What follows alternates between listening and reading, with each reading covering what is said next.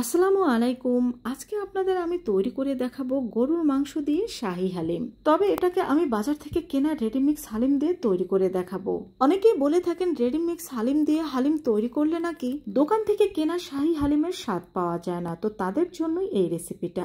এই রেসিপি দেখে হালিম তৈরি করলে একেবারে দোকানের শাহী হালিমের স্বাদ পাবেন। তো এখানে আমি গরম পানি নিয়ে নিয়েছি। তো দোকান থেকে যে রেডিমিক্স হালিমটা আমি কিনেছিলাম সেই হালিম মিক্সের শস্যটা এই গরম পানির মধ্যে আমি 20 থেকে 30 মিনিট ভিজিয়ে রেখে দেব।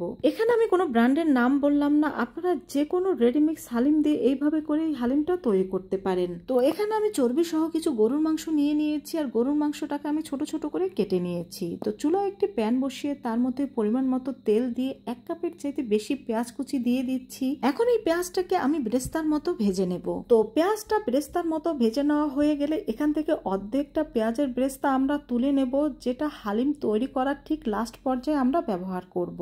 অর্ধেকটা পেঁয়াজের বেরেস্তা তুলে নেওয়ার পরে মশলা কষানোর জন্য এখানে পানি দিয়ে দিয়েছি। এখানে আমি দিয়ে দিচ্ছি 1 চা চামচ পরিমাণ হলুদ গুঁড়ো, 1 টেবিল চামচ পরিমাণ লাল মরিচের গুঁড়ো, 1/2 টেবিল চামচ পরিমাণ রসুন বাটা, 1 টেবিল চামচ পরিমাণ আদা বাটা। এখানে আদা বাটার পরিবর্তে আদা কুচিও ব্যবহার করতে পারেন। হালিম মিক্সের মধ্যে যে মশলাটা ছিল সেটাও কিন্তু এখানে আমি দিয়ে দিয়েছি আর 1/2 চা চামচের মতো এখানে আমি জিরা গুঁড়ো দিয়ে দিয়েছি। তো এখন মশলাটাকে ভালোভাবে কষিয়ে নিতে হবে। মশলাটা ভালোভাবে কষিয়ে নেওয়া হয়ে গেলে এর মধ্যে আমরা সেই গরুর মাংসটা দিয়ে দেব। মাংসটাকে আমরা 4-5 মিনিট ভালোভাবে কষিয়ে নেব। এখানে কিন্তু আমি কোনো লবণ ব্যবহার করছি না, কারণ রেডি মিক্সের যে মশলাটা থাকে তার মধ্যে কিন্তু অনেক লবণ থাকে। লবণ প্রয়োজন হলে পরে ব্যবহার করব। তো এখানে আমি কিন্তু 2 কাপ পানি ব্যবহার করেছি, যেহেতু আমাদের গোশটা ছোট ছোট করে কেটে নেওয়া। এছাড়া আমি মশলার মধ্যে কিন্তু এটাকে 5-6 মিনিট ভালোভাবে কষিয়ে নিয়েছিলাম। তো 2 কাপ পানিতে কিন্তু আমাদের এই গোশটা পারফেক্ট ভাবে সিদ্ধ হয়ে যাবে। কিছুক্ষণ পর পর ঢাকনা তুলে কিন্তু এটাকে নেড়ে দিতে হবে। এই তো আমাদের গোশটা কিন্তু একেবারে রান্না হয়ে গিয়েছে। তো আমরা যে শস্যটা গরম পানির মধ্যে ভিজিয়ে রেখেছিলাম সেই শস্যটা কিন্তু একেবারে রেডি। এখন এই শস্যটাকে এই গোছের মধ্যে আমরা সম্পূর্ণ ঢেলে দেব। তো এটাকে ঢেলে দেওয়ার পরে এখানে আমার আরও কিছুটা লবণের প্রয়োজন রয়েছে, তাই এখানে আমি কিছুটা লবণ দিয়ে দিয়েছি। তো এটাকে কিন্তু ভালোভাবে নেড়ে চেড়ে রান্না করতে হবে। আর যখন এরকম ঘন হয়ে আসবে এর নাড়া কিন্তু বন্ধ করা যাবে না, যেহেতু এর মধ্যে ডাল রয়েছে, নিচে পোড়া লাগতে পারে, তাই এটাকে এভাবে করে নেড়ে দিতে হবে ঠিক যখন এরকম ঘন হয়ে আসবে। এর মধ্যে কিন্তু আমি কিছু আস্ত কাঁচামরিচ দিয়ে দিয়েছিলাম, দিয়ে দিয়েছি কিছু ধনিয়া পাতা কুচি আর দিয়ে দিচ্ছি কিছু কাঁচামরিচ কুচি। আর এখানে আমি 2টো লেবুর রস দিয়ে দিচ্ছি।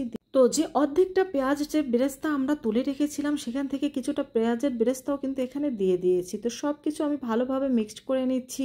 এখন এটা পরিবেশনের পালা। তো আপনাদের এখন আমি এটাকে ভালোভাবে পরিবেশন করে দেখিয়ে দিচ্ছি, আর দেখলেই বুঝতে পারবেন যে হালিমটা কতটা পারফেক্ট হয়েছে।